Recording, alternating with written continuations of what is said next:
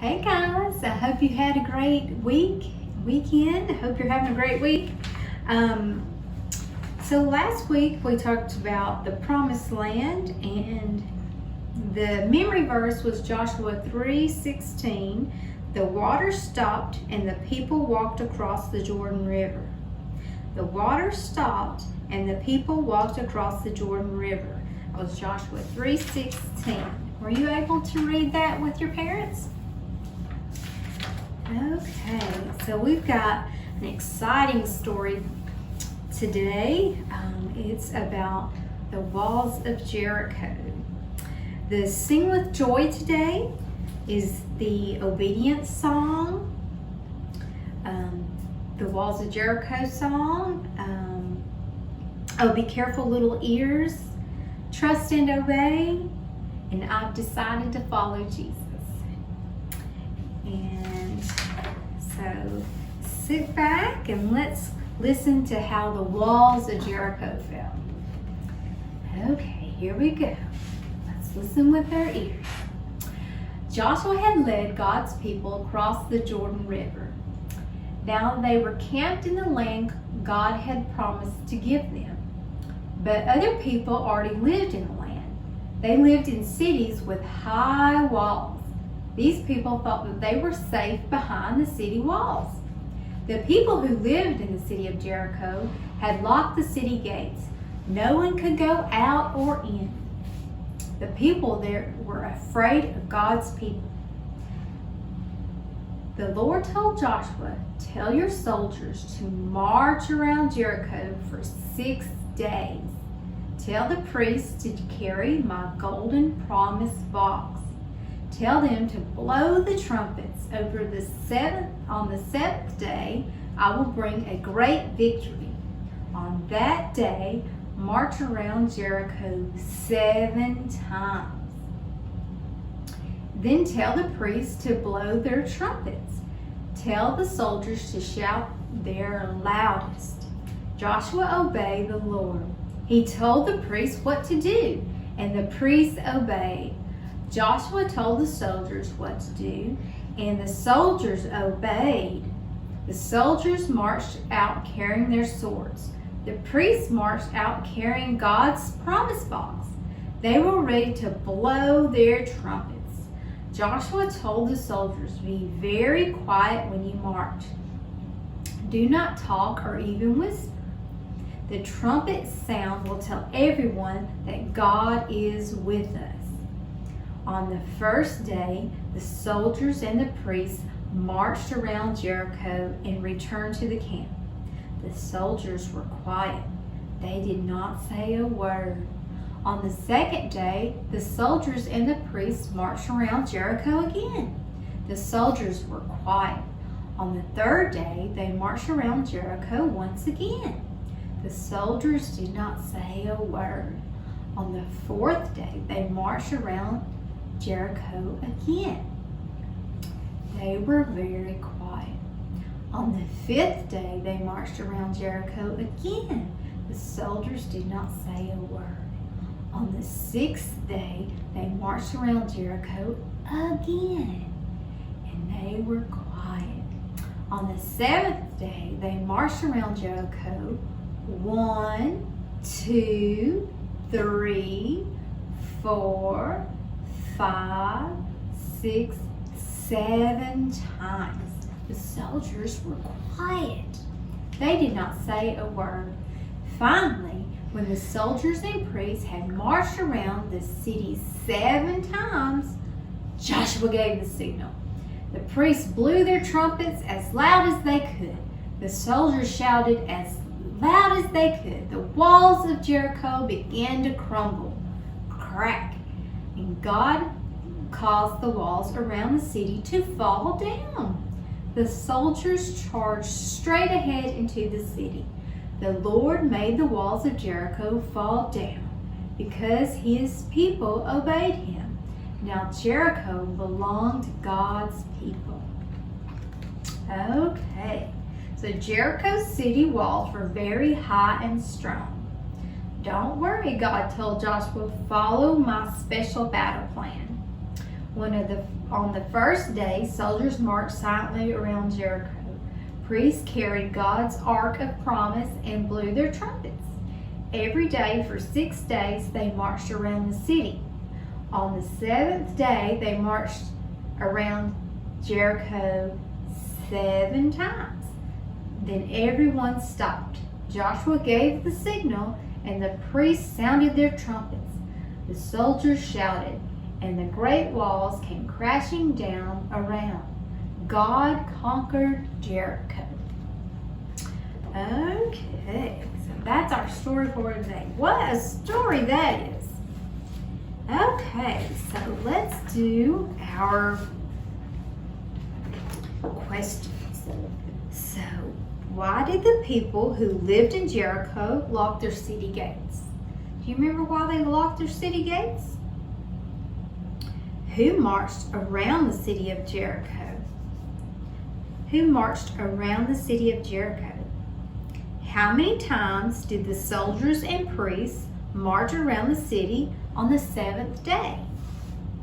How many times did the soldiers and priests march around the city on the 7th day? What did God do when the people shouted? What did God do when the people shouted? Okay, very good. So, if you will get your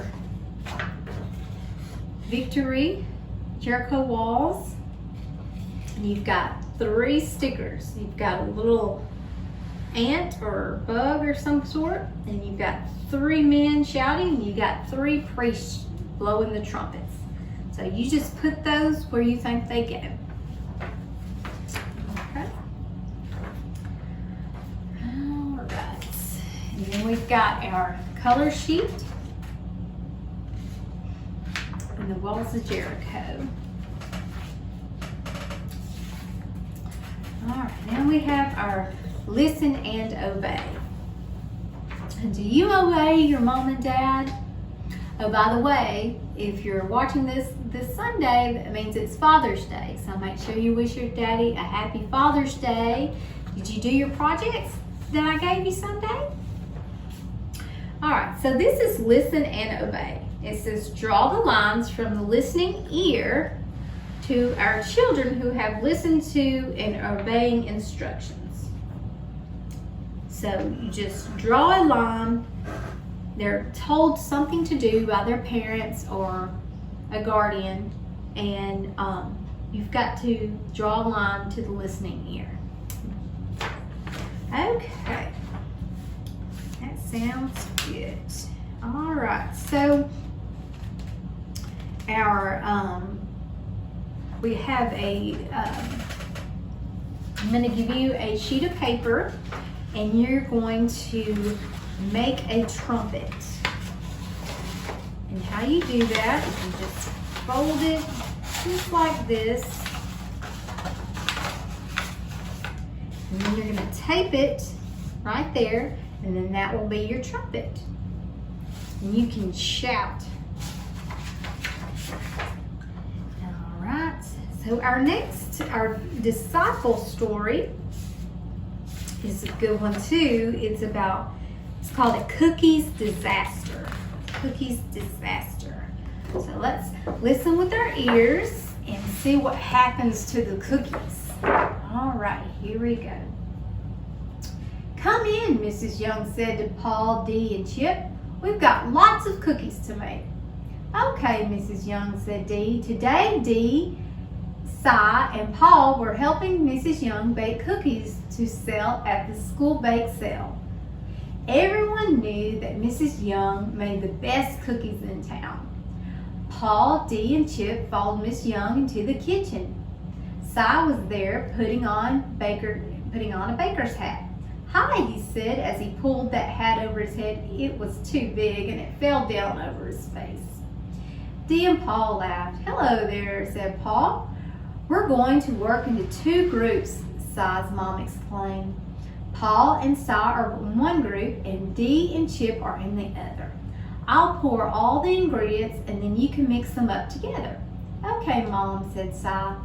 Please remember that it's very important to listen carefully and follow the instructions I give you. Otherwise, your cookies won't turn out. Dee, Si, and Paul put on aprons over their clothes so they wouldn't get messy. Chip wagged his little tail. He loved to bake. Miss Young measured the ingredients and handed them to the kids. At the table, Si poured the ingredients into the big bowl. He and Paul stirred them up together. At the counter, Dee did all of the pouring and stirring. Chip loved to bake, but he wasn't very much help. Suddenly, the phone rang. "I need to answer that," said Mrs. Young. "I'll be right back." "Okay, Mrs. Young," Paul answered. He stirred cookie dough while Si watched. Dee was slower since Chip wasn't very helpful. She had poured in the flour yet. Suddenly, she noticed that the ingredients were sitting right beside her on the counter. Thought Dee. Flour doesn't taste very good, but sugar does, and so does chocolate chips. She paused. Then she decided, my cookies will taste the best. Dee poured some of the flour back and added more sugar and chocolate chips to her bowl. Mrs. Young came back into the kitchen. "Okay, I think we're ready to put the cookies in the oven." Dee used a spoon to put cookie dough on the cookie. The dough seemed too sticky and gooey. Mrs. Young put Dee's cookies in the oven right beside Paul's in size. A few minutes later, Mrs. Young opened the oven and used oven mitts to take out the cookies. "Well, I wonder," she said as she put the cookies on the rack to cool. "What's the matter, Mom?" asked Si. "Well, these cookies look great," said Mrs. Young, pointing at the ones that Paul and Si had made. They were fluffy and looked delicious, but something is wrong with these. She showed the kids the cookies Dee had made. They were flat and they looked burnt and yucky.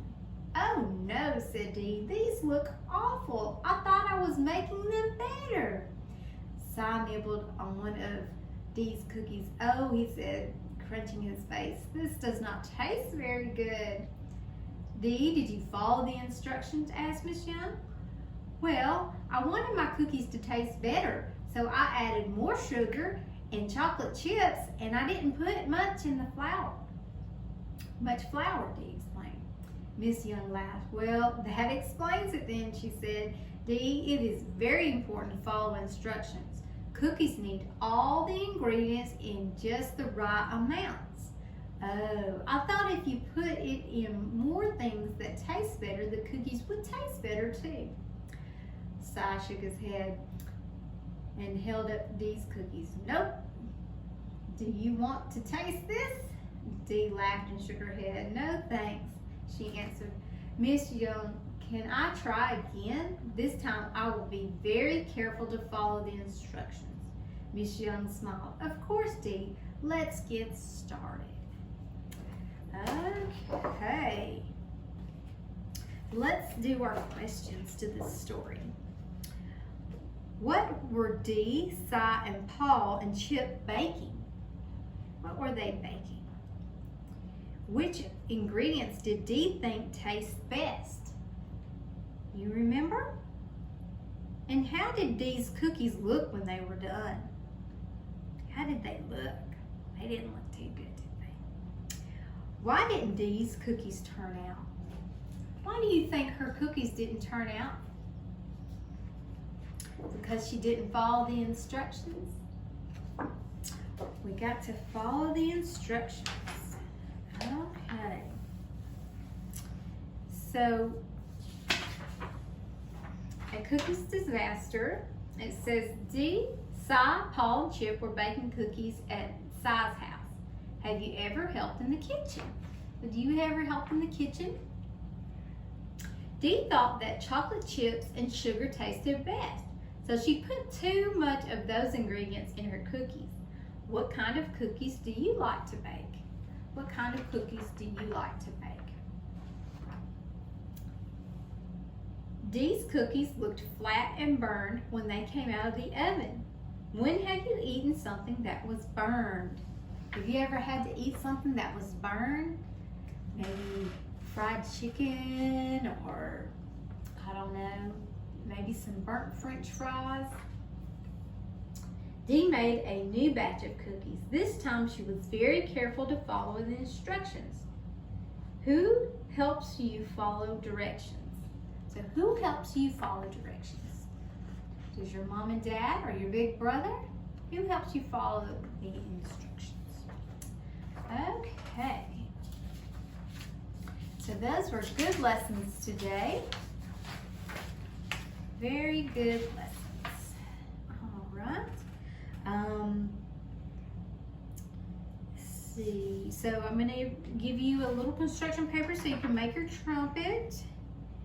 And you can play at home, Mother May I. Instead, use I will obey. You've got our coloring page, and there's other things on the pages that your parents can talk to you about, and y'all can choose to do more things about learning how to listen and obey. Don't forget our when should I pray? So don't forget to be practicing praying. And our memory verse. Our memory verse this week is the people shouted and the walls fell down. Joshua 6:20. The people shouted and the walls fell down. Joshua 6:20. Don't forget your memory verse.